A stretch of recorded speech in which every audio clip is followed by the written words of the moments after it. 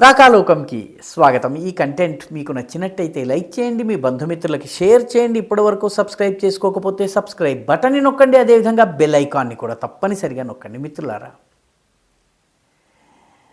రాహుల్ గాంధీ మరొక్కసారి తన మనసులో మాటను బయట పెట్టుకున్నారు. ఇంగ్లీష్ భాషలో ఒక పదం ఉంది, ఫ్రాడియన్ స్లిప్ అంటారు దాన్ని. ఫ్రాడియన్ స్లిప్ అంటే మనసులో ఉన్నటువంటి భావము మాట రూపంలో తెలియకుండా బయటకు రావడం. సిగ్మండ్ ఫ్రాయిడ్ దీనికి సంబంధించినటువంటి మొట్టమొదటి వ్యాఖ్య చేసినటువంటి వ్యక్తి. చాలాసార్లు మనము పొరపాటున మాట్లాడామని అనుకుంటాము, కానీ పొరపాటున మాట్లాడటం కాకుండా మన మనసులో గూడు కట్టుకుని ఉన్నటువంటి భావాన్ని పొరపాటున బయట పెట్టేస్తాం. దాచుకోవాలనుకున్న భావాన్ని బయట పెట్టడాన్నే ఫ్రాడియన్ స్లిప్ అంటారు. రాహుల్ గాంధీ ఇటీవల అలాంటి ఒక ఫ్రాడియన్ స్లిప్కి పాల్పడ్డారు. తన మనసులో ఉన్నటువంటి మాట బయట పెట్టుకున్నారు. ఆయన తన పోరాటము, తన యుద్ధమంతా కూడాను భారతదేశ ప్రభుత్వము పైన, భారతదేశపు సార్వభౌమత్వాన్ని కాపాడుతున్నటువంటి వ్యవస్థల మీద అని చెప్పారు. భారతదేశపు ప్రభుత్వం పైన, దీని సార్వభౌమత్వాన్ని కాపాడే వ్యవస్థలపైన యుద్ధం చేస్తున్నది కశ్మీర్లో ఉన్నటువంటి ఉగ్రవాదులు, లేకపోతే భారతదేశంలో ఉన్నటువంటి టుకుడే గ్యాంగ్, లేకపోతే ఈశాన్య భారతదేశంలో ఈ దేశం నుంచి వేరుపడి ఒక క్రైస్తవ రాజ్యాన్ని స్థాపించాలనుకుంటున్నటువంటి ఎలిమెంట్సు, లేకపోతే ఈ దేశంలో షరియత్ పరిపాలన తీసుకొస్తాము, ఈ దేశం లోపల మేము గజ్వాయే హింద్ చేస్తాం, ఈ దేశం పైన దండయాత్ర చేస్తామని ప్రకటించేటటువంటి ఇస్లామిక్ స్టేట్, అల్ ఖైదా వంటి సంస్థలు ఇవి ఇండియన్ స్టేట్ మీద దాడి చేస్తున్నాయి. రాహుల్ గాంధీ, నేను కూడా ఇండియన్ స్టేట్ మీద దాడి చేయాలని అనుకుంటున్నాను, ఇండియన్ స్టేట్పై పోరాడాలనుకుంటున్నాను, నా యుద్ధం ఇండియన్ స్టేట్ పైన, అంటే భారత సార్వభౌమత్వ సర్వసత్తాక స్వతంత్రతను కాపాడే వ్యవస్థల పైన అని ఆయన ప్రకటించారు. ఈ ఉగ్రవాదుల భాష ఆయన ఎందుకు మాట్లాడారు? ఇది చాలా పెద్ద ప్రశ్న. ఎందుకంటే భారతదేశపు సార్వభౌమత్వాన్ని కాపాడే వ్యవస్థల మీద పోరాడేటటువంటి వ్యక్తిని దేశద్రోహి అంటారు. ఆ రకంగా పోరాడేటటువంటి వ్యక్తి అఫ్జల్ గురుని ఉరి తీశారు. మరొకరు మక్బూల్ భట్ని ఉరి తీశారు. కశ్మీర్లోని ఉగ్రవాదులు వాళ్ళ ఆస్తుల్ని జప్తు చేస్తున్నారు. రాహుల్ గాంధీ తాను కూడా ఇదే వ్యవస్థ పైన పోరాడతానని చెబుతూ ఉండడం వల్ల రాహుల్ గాంధీ వీళ్ళ జాబితాలో చేరుతున్నాడు. ఇండియన్ స్టేట్ మీద పోరాడుతున్నటువంటి ఇండియన్ ముజాహిదీన్, పిఎఫ్ఐ, లేకపోతే ఇటువంటి సంస్థల జాబితాలో తన పేరు కూడా ఇంక్లూడ్ చేసుకోవాలని ఆయన ప్రయత్నిస్తున్నారు. రాహుల్ గాంధీ ప్రసంగం కూడా ఎక్కడ చేశారు? కాంగ్రెస్ పార్టీ యొక్క కొత్త కార్యాలయాన్ని స్థాపిస్తున్న సందర్భంలో, ఆ సందర్భంగా ఆయన ప్రసంగించారు. ఆ ప్రసంగంలో ఆయన చేశారు, ఆర్ఎస్ఎస్, బీజేపీ, ఇండియన్ స్టేట్, ఈ మూడిటిపైన మనం యుద్ధం చేయాలి. ఎందుకంటే ఆర్ఎస్ఎస్, బీజేపీలు సమాజంలోని అన్ని వ్యవస్థల్లోకి చొచ్చుకుపోయినాయి, ఈ చొచ్చుకుపోయి వాటిని తమ గుప్పెట్లో పెట్టుకున్నాయని చెప్పి ఆయన అన్నారు.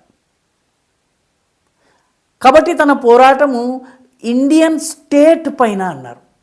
ఇండియన్ స్టేట్ అంటే భారత ప్రభుత్వము పైన, భారతదేశం యొక్క సార్వభౌమత్వాన్ని కాపాడే వ్యవస్థ పైన. రాహుల్ గాంధీ ఇది పొరపాటున మాట్లాడారా? పొరపాటున మాట్లాడితే ఈ పాటికి క్షమాపణ చెప్పి ఏదో తప్పు దొర్లిపోయింది, నాలుక మడత పడిపోయింది, పొరపాటైంది, నా ఉద్దేశం అది కాదు అన్నటువంటి స్పష్టీకరణనివ్వాలి.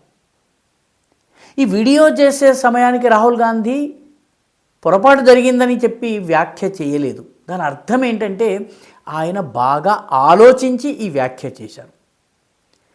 ఆయన తన పోరాటాన్ని భారత ప్రభుత్వపు వ్యవస్థ మీద పోరాటము అని చాలా స్పష్టంగా ఆలోచించి చెప్పారు. అంటే భారతదేశపు వ్యవస్థలపైన పోరాడేటటువంటి వ్యక్తి నక్సలైట్, భారతదేశం పైన పోరాడేటటువంటి వ్యక్తి ఉగ్రవాది, భారతదేశం పైన పోరాడేటటువంటి వ్యక్తి ఈ ఇస్లామిక్ ఉగ్రవాద సంస్థలు ఏవైతే ఉన్నాయో, లష్కర్ ఎ తోయబా, లేకపోతే హిజ్బుల్ ముజాహిదీన్, అన్సరుల్ బాంగ్లా, ఇటువంటివి. రాహుల్ గాంధీ తనను తాను వీటిలో అంతర్భాగంగా లేదా వీటి సమకక్షిగా భావిస్తున్నారా? కాంగ్రెస్ పార్టీ కూడా రాహుల్ పొరపాటున అన్నారు అని చెప్పి కాంగ్రెస్ పార్టీ కూడా ఇంత మటుకు స్పష్టీకరణ చేయలేదు. ఈ దేశపు ప్రధాన ప్రతిపక్ష పార్టీతో పాటు ఈ దేశంలో ఉన్నటువంటి ప్రతి రాజకీయ పార్టీ, ప్రతి ప్రభుత్వ అధికారి, ప్రతి రాజకీయ నాయకుడు ఇవందరూ కూడాను ది స్టేట్ ఆఫ్ ఇండియాలో అంతర్భాగము. ప్రభుత్వంతో పాటు విపక్షం కూడాను స్టేట్ ఆఫ్ ఇండియాలో అంతర్భాగము. Rahul Gandhi state of India మీద పోరాడతాను, నా పోరాటం స్టేట్ ఆఫ్ ఇండియా పైన అంటే దాని అర్థాన్ని ఎలాగ తీసుకోవాలి? కాంగ్రెస్ పార్టీ దీన్ని కవరప్ చేసేందుకు ఆయన ఉద్దేశం ఇది అని చెప్పి టీకా, వ్యాఖ్యలు, తాత్పర్యాలు చెప్పేటటువంటి ప్రయత్నం చేస్తోంది. కొందరు మేధావులు అప్పటికే రంగంలో దిగి ఆయన ఉద్దేశం ఇది అయ్యుండదు, ఇది కాక ఇది అయ్యి ఉంటుంది అని చెప్పి రకరకాలుగా మసిపూసి మారేడుకాయ చేసే ప్రయత్నం చేస్తున్నారు. కానీ కాంగ్రెస్ పార్టీ కానీ రాహుల్ గాంధీ కానీ స్పష్టీకరణ ఇవ్వలేదు, తాము అన్నటువంటి మాటను కాదనలేదు. అంటే రాహుల్ గాంధీ భారత ప్రభుత్వం పైన, భారతదేశపు సార్వభౌమ వ్యవస్థలపైన పోరాటం చేయబోతున్నారు. తన పోరాటము కేవలము పొలిటికల్ ఫైట్ కాదు, ఇది ఏదో బీజేపీతో ఫైట్ కాదు, ఇది ది ఐడియా ఆఫ్ ఇండియా పైన అన్నమాట, భారతదేశము అన్నటువంటి భావన పైన. ఇది జార్జ్ సోరోస్ మాట్లాడే భాష. జార్జ్ సోరోస్ $1 బిలియన్ ఖర్చు పెట్టి ఈ దేశంలో ఈ జాతీయవాదాన్ని పూర్తిగా భగ్నం చేసేటటువంటి ప్రయత్నంలో భాగంగా target Modi, $1 billion to unseat Modi, ఇది ఆయన లక్ష్యము. జార్జ్ సోరోస్కి చెందినటువంటి అనేక మంది వ్యక్తులతో కాంగ్రెస్ పార్టీలో ఉన్నటువంటి కీలక బాధ్యతల్లో ఉన్నటువంటి అనేక మంది వ్యక్తులు కలుస్తూ వచ్చారు. రాహుల్ గాంధీ కూడాను రెజీమ్ చేంజ్కి సంబంధించినటువంటి నిపుణులు చాలామందితోటి ఉజ్బెకిస్తాన్లో కలిశారు, అమెరికాలో కలిశారు, విదేశాలకు వెళ్తూ వస్తున్నారు. ఇటీవల వియత్నాంకి కూడా ఏ కారణంతో వెళ్ళారు ఇప్పటి వరకు స్పష్టీకరణ రాలేదు. కాబట్టి ఈ స్టేట్ ఆఫ్ ఇండియాని సబ్వర్ట్ చేసే ప్రయత్నము, భారతదేశపు సార్వభౌమత్వాన్ని దెబ్బతీసి బలహీనపరిచి ఈ దేశ వ్యవస్థలన్నింటినీ చిన్నాభిన్నం చేసేటటువంటి ప్రయత్నంలో రాహుల్ గాంధీ ఉన్నట్టు. కాంగ్రెస్ పార్టీ దీనిపైన స్పష్టీకరణ ఇవ్వవలసిన అవసరం ఉంది. నిజానికి రాజకీయ పార్టీ, నిజానికి ప్రభుత్వ వ్యవస్థల్ని దురుపయోగం ఆర్ఎస్ఎస్ బీజేపీ చేస్తోందని చెప్పి రాహుల్ గాంధీ అంటున్నారు. చాలా విచిత్రమైనటువంటి ఆర్గ్యుమెంట్ ఇది. ఎందుకంటే ఈ దేశంలో ఎన్నికలు ఎప్పుడు జరగాలి, ఎన్నికలు ఏ సందర్భంలో జరగాలి డిసైడ్ చేసేటటువంటి ఎన్నికల కమిషన్ని కాంగ్రెస్ తన మనుషులతో నింపింది. రాజీవ్ గాంధీ చనిపోయిన తర్వాత తక్షణం ఎన్నికలు జరపొద్దు, కొంత వేడి చల్లారిన తర్వాత ఎన్నికలు జరపాలి అని చెప్పి ప్రభుత్వం, అప్పుడున్నటువంటి ప్రభుత్వం భావించింది. చంద్రశేఖర్ ప్రభుత్వము, అప్పుడున్నటువంటి రాజకీయ పార్టీలు అడిగినాయి. కానీ అప్పుడున్నటువంటి ఎన్నికల కమిషనర్ టిఎన్ శేషన్ ఎవ్వరి మాట వినకుండా తక్షణము ఎన్నికలు జరిపి 3 రోజుల తర్వాత ఎన్నికలు జరిపించారు. పర్యవసానంగా కాంగ్రెస్కి ఎక్కువ సీట్లు వచ్చాయి సానుభూతి వల్ల. ఆ టిఎన్ శేషన్ ఆ తర్వాత కాంగ్రెస్ తరఫున ఎన్నికల్లో కాంగ్రెస్ టికెట్ పైన పోటీ చేశారు. మరొక ఎన్నికల commissioner MS Gill, Manohar Singh Gill, Congress party తరఫున రాజ్యసభలో సభ్యుడిగా ఉన్నారు.